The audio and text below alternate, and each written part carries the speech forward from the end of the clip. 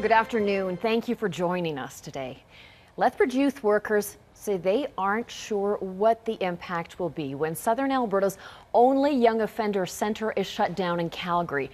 Right now, violent teens from across our region are going to be moved to Edmonton to serve their time. Staff at the John Howard Society in Lethbridge say that they are deeply concerned about the impact that it'll have on young offenders and their families, like when the Lethbridge Young Offender Centre closed back in 2004. Our Brendan Miller is following this story. Brendan, what else are support workers saying?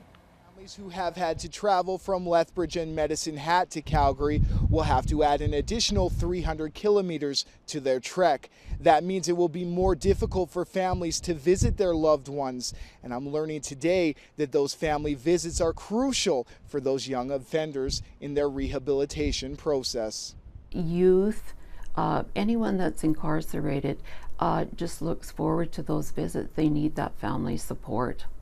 And that's very, very important, especially for young people. Lynn Harold has been working with troubled youth for around 25 years at the John Howard Society here in Lethbridge. She offers counseling to children aged 12 to 17 who have served time in young offenders institutions and are looking to rehabilitate back into society. But Harold is concerned that the recent closure of the Young Offenders Centre in Calgary will have a negative impact on the youth and their families. Unfortunately, it's an extra 300 kilometers to Edmonton, and so many families just can't make that in a day.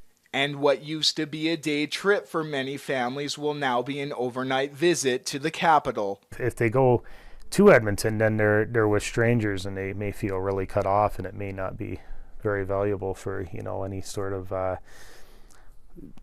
growth that they're going to make. Nicholas Townsend is an addiction youth counselor and has seen the impact of family support firsthand.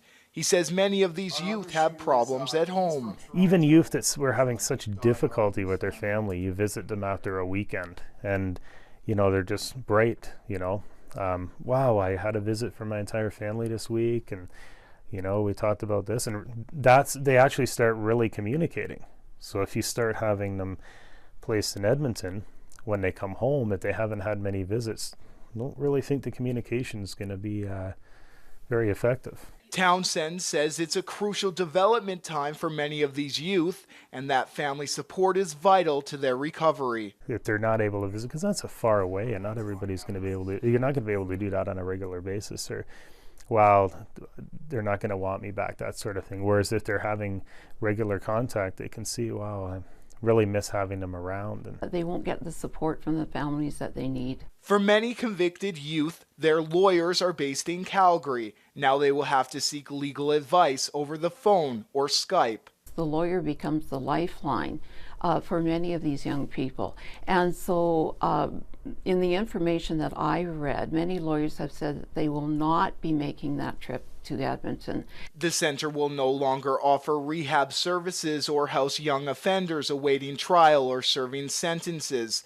They will instead be moved to Edmonton. And staff at the John Howard Society tell me they were already worried when this facility here, the facility in Red Deer and Medicine Hat, all closed in 2004. It's expected that 80 young offenders will be transferred to the facility in Edmonton. Jackie?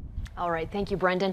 Now, according to the province, the reason the Calgary Centre is being shut down is because the number of young offenders has actually declined over the last several years, leaving both the Edmonton and Calgary facilities half full. Closure date hasn't been finalized. We contacted Alberta's Justice Minister, who gave us this statement. We recognize the potential impact of this change on families in Southern Alberta and the importance of family members staying connected with their person at the Edmonton Young Offender Centre. We remain committed to doing everything we can to help facilitate this contact, whether through face-to-face visits or video visitation.